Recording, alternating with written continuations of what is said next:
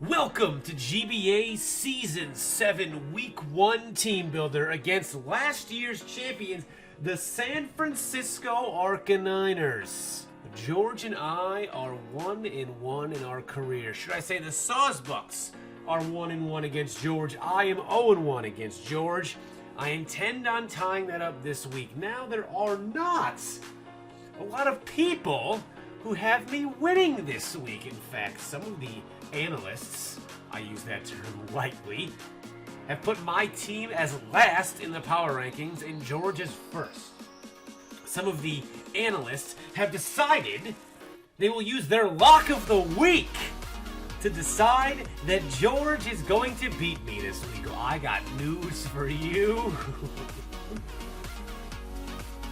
No fucking way we are losing to the last year's champions. We are on the fast track GBA 7 title.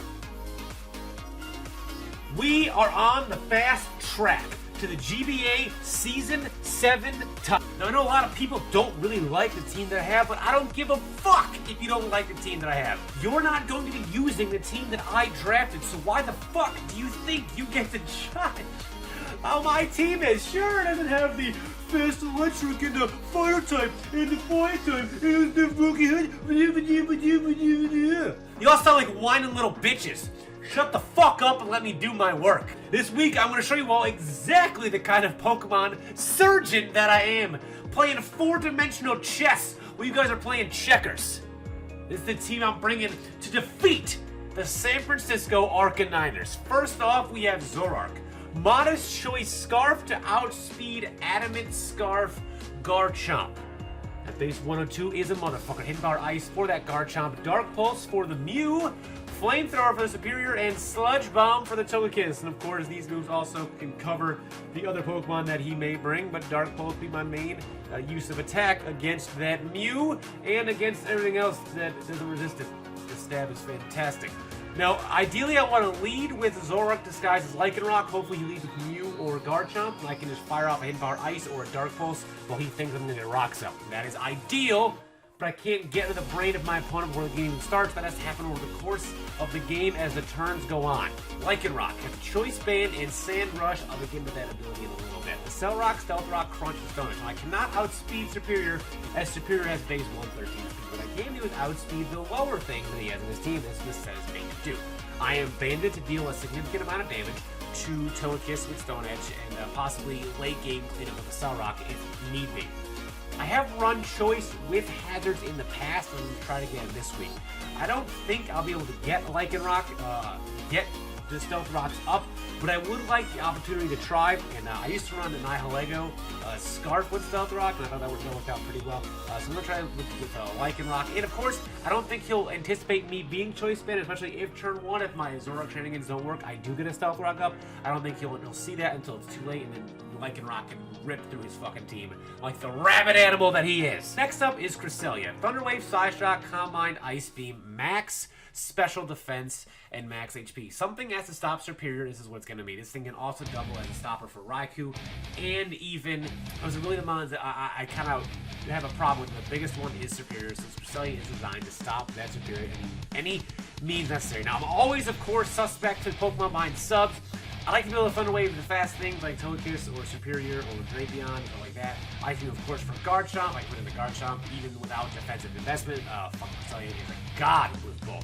Psyshock, of course, for those special walls. And but Drapion really is my biggest fear with Cresselia, so I have a solution for that. I don't really need to talk too much about what Cresselia does. You know that. So here we go. Mudsdale, Assault Vest, Earthquake, Facade, Heavy Slam, and Sandstorm. I forgot to put EVs on this, so I'll do that right now. We doing this shit live. Live edits, guys. Live edits. This is why we do this. If we want to, it's of course going to be brave. It wouldn't need speed at all. Now, Sandstorm is just in case that my Assault Vest gets knocked off by Drapion or Mew, which I think is a distinct possibility. And then I can get up a Sandstorm, and then that can help Lycanroc later in the game to be faster than everything. Clicking Bandit Stone Edge, that could be awesome. Facade in case he gets burned or poisoned, which I do think is likely with him having Drapion and him having a lot of low-risk users. I can just Facade and completely negate that burn, and with my high attack stat, I think that I'll still be able to do significant damage. Earthquake, of course, for stab, and Heavy Slam for that Togekiss. Finally, we have Kartana. Jolly max speed to outspeed Infernate by 1 point if need be. Leaf Blade, of course, stab.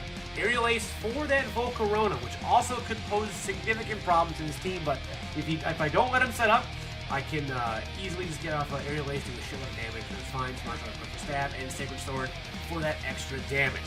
Now, Beast Boost could come in handy. I wanted to think about rigging it where I could get more speed than attack, but I think this week I need a lot of attack.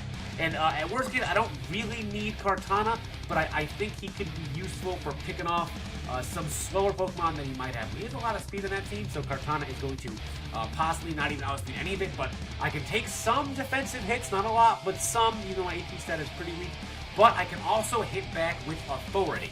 So my plan for this week is to do my best to get Como, Weakness Policy, Dragonance up, or to neutralize the effectiveness of Volcarona. If I can do either one of those two things, I think we've got it in the bag. Now, too many people in the comments are going to say I have no chance. I don't give a fuck. You ain't playing. You ain't me. You don't know how this team works. You didn't draft it. I did. You're about to watch the former GBA champions fall to the worst team in the league, according to the analysts. Hope you're fucking ready, because this season's gonna be a goddamn ride. Buckle up, or else you're gonna go through the entertainment windshield. But I'm not a doctor, so I cannot stitch you back together. Let's go kick some fucking ass.